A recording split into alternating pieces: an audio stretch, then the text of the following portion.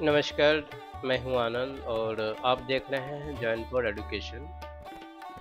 आज मैं फिजिक्स के एक चैप्टर का क्वेश्चन आंसर करने जा रहा हूं। ये चैप्टर आपका क्लास 12 से है। आइए क्लास को शुरू करते हैं।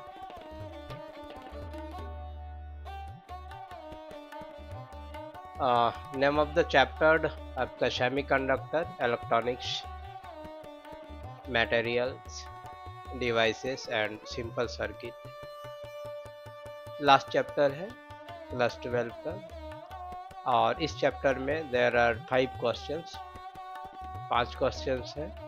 Out of these 5 questions, 4 are multiple choice objective questions, and last question of this chapter, which is 5th, is a numerical problem. तो इस एक्सरसाइज में आपके 5 प्रश्न हैं। ये इन 5 प्रश्नों में से 4 प्रश्न आपके मल्टीपल चॉइस वाले ऑब्जेक्टिव क्वेश्चंस हैं और लास्ट वाला या अंतिम 5वां प्रश्न जो है एक न्यूमेरिकल प्रॉब्लम है। ये सारे के सारे क्वेश्चंस एनसीईआरटी टेक्स्ट बुक से लिया गया है। अगर आप यहाँ पर पहला क्वेश्चन देख लेते हैं, ये 14.1, इट मीन्स दैट ये 14 चैप्टर और 14 चैप्टर का ये पहला क्वेश्चन।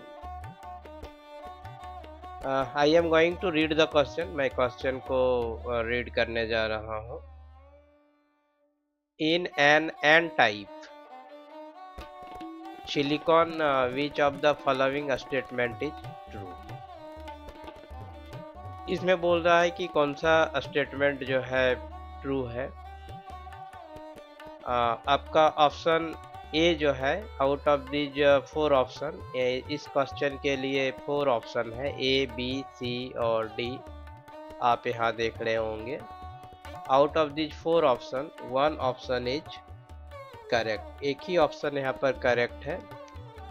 अगर एन टाइप सिलिकॉन के बारे में आइडिया है तो it is very easy question, काफ़ी आसान क्वेश्चन है और हम लोग इसको रिप्लाई कर सकते हैं। Electrons are majority carriers and trivalent atoms are dopants. Majority carrier, dopants अगर यहाँ पर आते हैं तो माइनॉरिटी कैरियर, और पेंटावेलेंट, यहाँ ट्राइवेलेंट था, ये पेंटावेलेंट।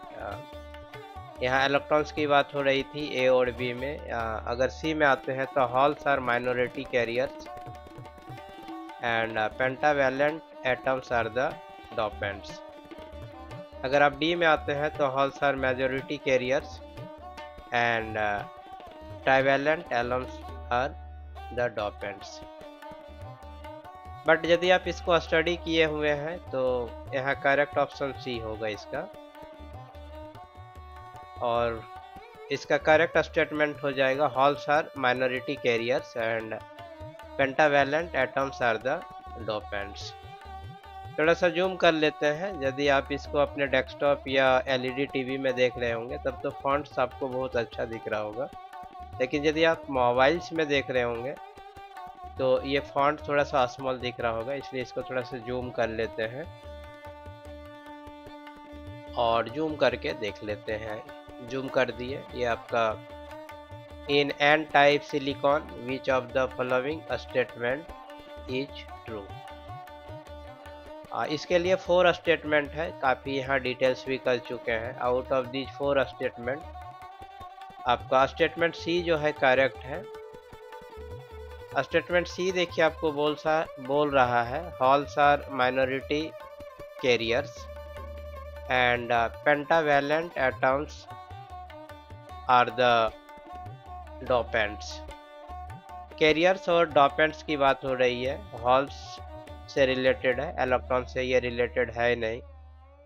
हॉल्स यहाँ पर जो है आपका माइनॉरिटी कैरियर्स है और pentavalent atoms are the dopants है। ये डोपेंट्स जो है पेंटावेलेंट है और हॉल्स जो है माइनॉरिटी कैरियर है। एन टाइप सिलिकॉन के लिए यही आपका करेक्ट ऑप्शन है।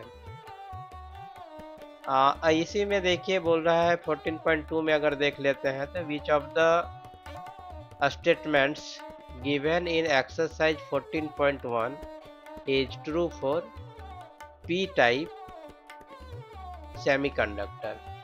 यहाँ एन टाइप आपका सिलिकॉन्स के बारे में बोला जा रहा था और इसी का दूसरा क्वेश्चन जो है आपका यहाँ पर बोला जा रहा है पी टाइप सेमीकंडक्टर्स को लेकर के कौन सा जो है स्टेटमेंट यहाँ पर जो है ट्रू होगा या करेक्ट होगा। तो ऑलरेडी सारा स्टेटमेंट स्टडी कर चुके हैं।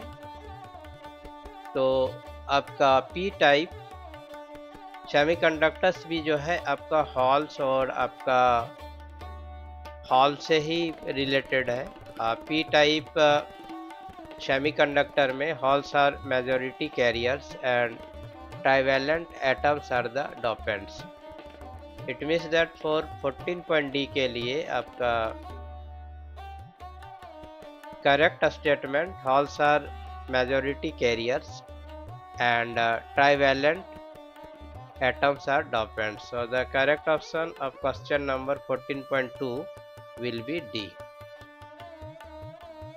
14.2 के लिए आपका करेक्ट ऑप्शन आपका डी हो जाएगा। एंड 14.1 के लिए मतलब एन टाइप सिलिकॉन के लिए करेक्ट ऑप्शन आपका सी हो जाएगा। It means that holes are minority carriers and pentavalent atoms are the dopants. After there is no problem to understand the answer of the question number 14.1 and 14.2. Let's see the question number 14.3. 14.3 question को देख लेते हैं। Now I am going to read the question number 14.3. Carbon, silicon and germanium have 4 valence electrons each. These are characterized by the valence and conduction bands separated. इसमें और कुछ questions हैं जो अगला पेज में है, तो इसको एक बार जूम करके यहाँ पर देख लेते हैं। This is the question number 3 of chapter 14 chapter का ये तीसरा क्वेश्चन है। Carbon, silicon and germanium have 4 valence electrons each. These are characterized by valence and conduction bands separated. ये भी आपका एक मल्टीपल चॉइस ऑब्जेक्टिव क्वेश्चंस है। इस क्वेश्चंस के भी आपके 4 ऑप्शन है और आउट ऑफ दिस 4 ऑप्शन एक ही ऑप्शन करेक्ट है। आप यहाँ पर देख रहे होंगे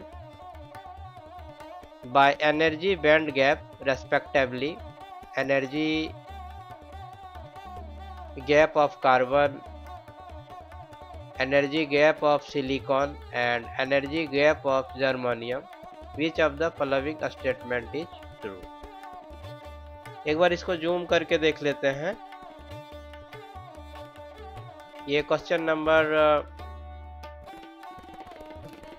3 था और 14.3 चैप्टर 14 और क्वेश्चन नंबर 3 आधा क्वेश्चन उधर देख चुके थे। By energy band gap respectively equal to carbon का एनर्जी गैप EgC, सिलिकॉन का एनर्जी गैप EgSi और जर्मेनियम का energy gap EgG। Which of the following statement is true? यहाँ पर बोला जाता है कि कौन सा स्टेटमेंट जो है आपका ट्रू है। तो लेट्स सी, आपका पहला स्टेटमेंट यहाँ देख रहे होंगे, energy gap of silicon is less than energy gap of germanium and energy gap of carbon. Option B आपका है energy gap of germanium is greater than energy gap of carbon but less than energy gap of this one, energy gap of germanium is greater than energy gap of carbon, and energy gap of germanium is greater than energy gap of silicon। ये आपका option B है। ये आपका option C है, energy gap of carbon is greater than energy gap of silicon and energy gap of silicon is greater than energy gap of germanium। Option D है आपका, carbon, silicon और germanium का energy gap जो है equal है, but यहाँ पर आपका करेक्ट आंसर है कार्बन का एनर्जी गैप जो है सिलिकॉन के एनर्जी गैप से बड़ा होता है और सिलिकॉन का एनर्जी गैप जर्मेनियम के एनर्जी गैप से बड़ा होता है। तो ये आपका ऑप्शन सी में है, तो आपका इसका करेक्ट आंसर हो जाएगा सी। तो hope that there is no problem to understand the answer of question number 14.3। अभी 14.4 को भी देख लेते हैं। ये भी आपका मल्टीपल चॉइस वाले ऑब्जेक्टिव क्वेश्चन है। In an unbiased PN junction holes diffuse from the P region to N region because। एक बार इसको जूम मोड में देख लेते हैं। In an unbased PN junction halls diffuse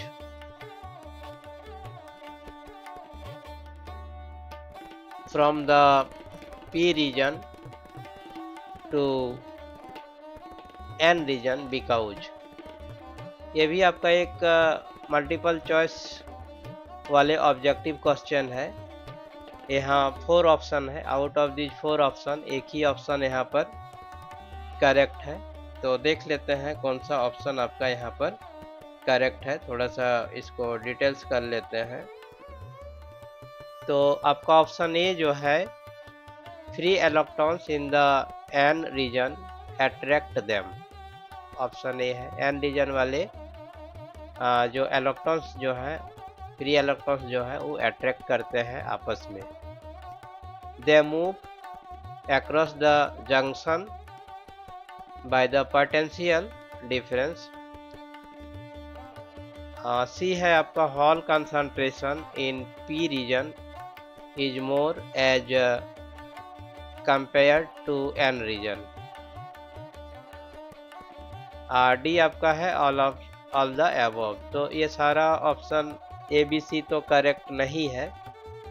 आपका यहाँ पर सी करेक्ट है, hole concentration in P region is more as compare to N region. यही स्टेटमेंट आपका करेक्ट है और ये स्टेटमेंट जो है आपका ऑप्शन सी में है। तो इस क्वेश्चन के लिए आपका ऑप्शन सी जो है आपका करेक्ट होगा। Hope that there is no problem to understand the answer of this question. So in an unbased PN junction halls diffuse from the P region to N region because hall concentration in P region is more as compared to N region। Let's see the 5th question। 5वां question भी देख लेते हैं। ये 5वां question भी आपका एक मल्टीपल चॉइस क्वेश्चन ही है और इसमें भी आपका 4 ऑप्शन है। आउट ऑफ दिस 4 ऑप्शन एक ही ऑप्शन आपका यहाँ पर सही है। तो देख लेते हैं क्वेश्चन कौन सा है। When a forward base is applied to a PN junction it क्या होगा, देख लीजिए। पहला ऑप्शन है, raises the potential barrier, reduce the majority carrier current to 0 and C है आपका, लॉवर्स द पोटेंशियल बैरियर। और आपका ऑप्शन डी जो है, नॉन ऑफ द अबव। तो ये तो खैर नॉन ऑफ द अबव नहीं होगा, ये ए बी सी में से ही कोई एक करेक्ट है। तो इसमें आपका when a forward base is applied to P N junction it, तो आपका इसका करेक्ट आंसर हो जाएगा loss the potential barrier. So the correct option of this question will be C. इस ऑप्शन का करेक्ट ऑप्शन आपका सी हो जाएगा, लॉवर्स द पोटेंशियल बैरियर। अब आपका लास्ट क्वेश्चन इसमें जो बच जाता है, छठा question, in half wave rectification what is the output frequency if the input frequency is 50 Hz, and what is the output frequency of a full wave rectifier for the same input frequency। यहाँ देखिए, इन्हें half wave rectification में बोल रहा है कि भाई what is the output frequency if the input frequency is 50 Hz। तो हाफ वेव रेक्टिफिकेशन में इनपुट और आउटपुट फ्रीक्वेंसी जो है सेम होता है, इक्वल होता है। तो इन दैट केस आपका पहला, इसमें दो क्वेश्चंस है, तो पहला क्वेश्चन का तो भाई आंसर हो जाएगा 50 Hz, जो कि इन हाफ वेव रेक्टिफिकेशन में इनपुट फ्रीक्वेंसी और आउटपुट फ्रीक्वेंसी सेम होता है। What is the output frequency of a full wave rectifier. अब यहाँ फुल वेव रेक्टिफायर में बोल रहा है for the same input frequency. तो फुल वेव रेक्टिफायर में आउटपुट फ्रीक्वेंसी आपका हो जाएगा 2 times of the input frequency. तो यहाँ पर इनपुट फ्रीक्वेंसी 50 हर्ट्ज है, तो आउटपुट फ्रीक्वेंसी इसका हो जाएगा 100 hertz. So hope that there is no problem to understand the solution of numerical problem question number 6। question number 6 ही आपका एक जो है यहाँ पर numerical problem था। आइए इसको एक बार सॉल्व भी कर लेते हैं, क्योंकि एक बार फिर से देख लीजिए क्वेश्चन को। इन हाफ वेव रेक्टिफिकेशन में बोल रहा है, तो हाफ वेव रेक्टिफिकेशन में आउटपुट फ्रीक्वेंसी उतना ही होता है जितना कि आपका इनपुट फ्रीक्वेंसी है, बट फुल वेव रेक्टिफायर में आपका आउटपुट फ्रीक्वेंसी जो है 2 times of the input frequency होता है। तो चलिए इसको सॉल्व भी कर लेते हैं।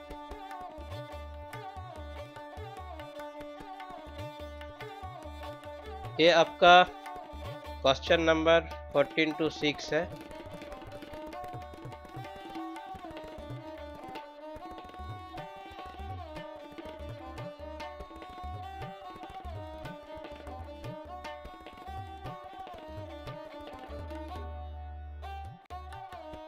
From question it is clear that, question से ये क्लियर हो जा रहा है।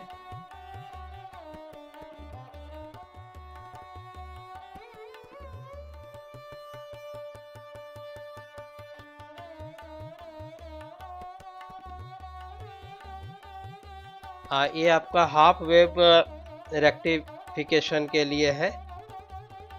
तो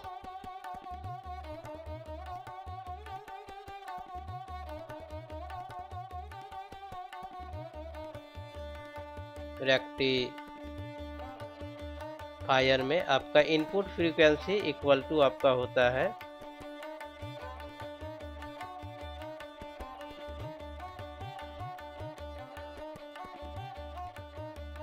आपका आउटपुट फ्रीक्वेंसी हो जाता है। यही आउटपुट फ्रीक्वेंसी यहाँ पूछा जा रहा था।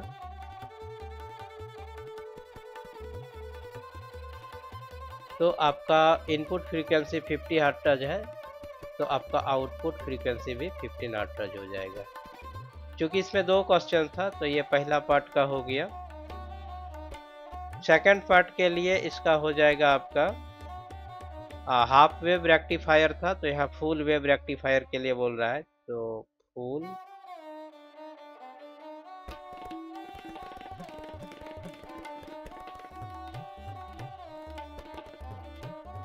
आपका आउटपुट फ्रीक्वेंसी होता है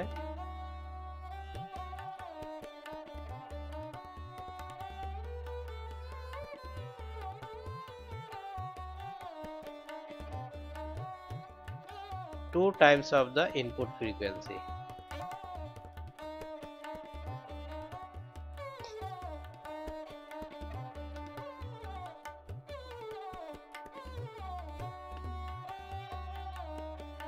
तो आपका 2 इंटू 50 हर्ट्ज हो जाएगा, तो ये आपका हो जाएगा 100 हर्ट्ज। तो पहला आंसर आपका हो जाएगा 50 हर्ट्ज।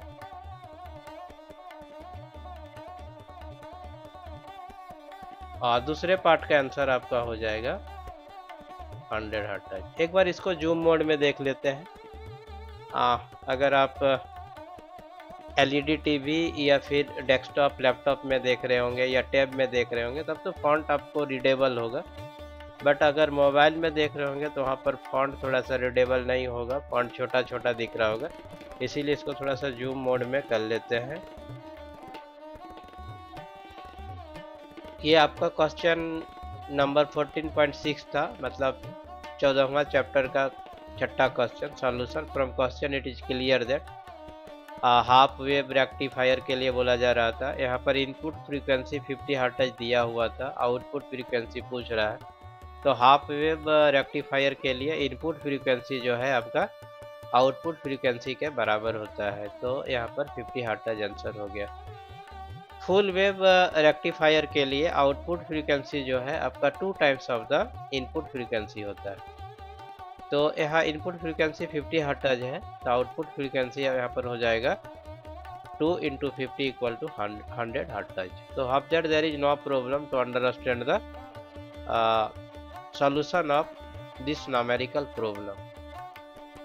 तो now I am going to over this class। अब इस क्लास को मैं ओवर करूंगा, क्योंकि इसमें आपका इतना ही क्वेश्चंस था, 6 ही क्वेश्चंस था। एक बार रिकैप कर लेते हैं ओवर करने से पहले। तो चलिए एक बार रिकैप कर लेते हैं।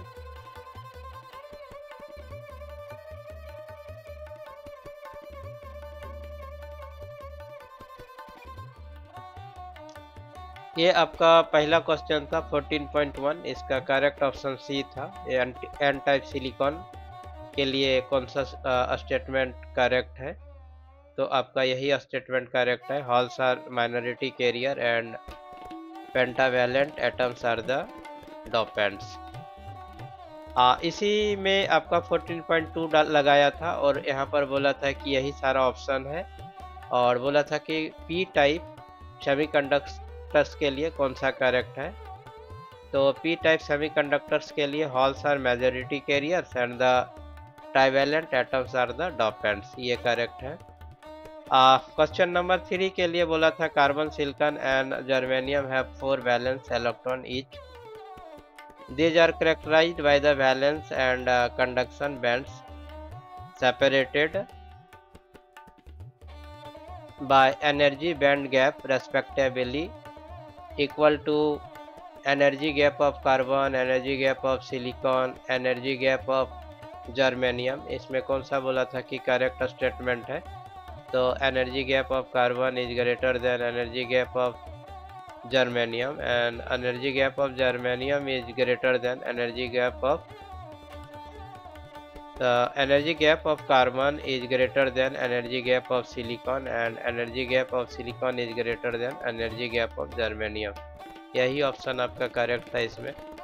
फोर्थ के लिए यहाँ बोला था कि in an unbased p-n junction holes diffuse from the p region to n region। तो इसके लिए आपका करेक्ट स्टेटमेंट था hole concentration in P region is more compared to N region. ये ऑप्शन आपका सी में था, तो इसके लिए करेक्ट ऑप्शन आपका सी हो गया था। फिफ्थ क्वेश्चन के लिए when a forward base is applied to PN junction, तो इसके लिए आपका 4 स्टेटमेंट था। आउट ऑफ दिस 4 स्टेटमेंट आपका लोअर द पोटेंशियल बैरियर, यही स्टेटमेंट जो है आपका करेक्ट था 14.5 का। तो करेक्ट ऑप्शन आपका यहाँ पर सी था। और क्वेश्चन नंबर 6 को हम लोग यहाँ पर सॉल्व किए।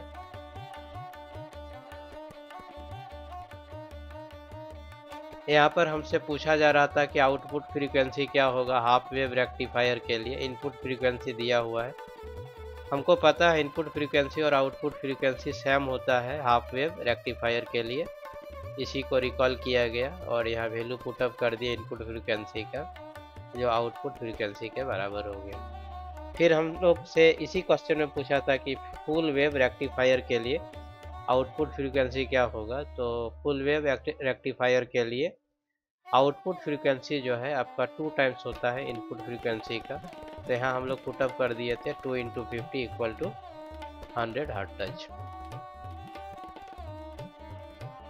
तो observe there is no problem to understand the answer and solution of numerical problem। तो इस चैप्टर में हम लोग 6 क्वेश्चंस का सॉल्यूशन किए and hope that this solution और answer will be useful to the schooling students of class 12 having a subject physics as well as the JEE main और advance का प्रिपरेशन करने वाले अभ्यर्थियों को भी बेसिक कंसेप्ट क्लियर करने में हेल्प करेगा। My next class will be related to the question answers of some other chapters of this class. Till then, thanks to all of you. Thank you very much. यदि आपको ये कक्षा अच्छा लगता है तो दूसरे विद्यार्थियों को भी इसका बेनिफिट हो, इसलिए आप इसको शेयर कर सकते हैं या कर देंगे। Once again, I thanks to all of you. Thank you very much.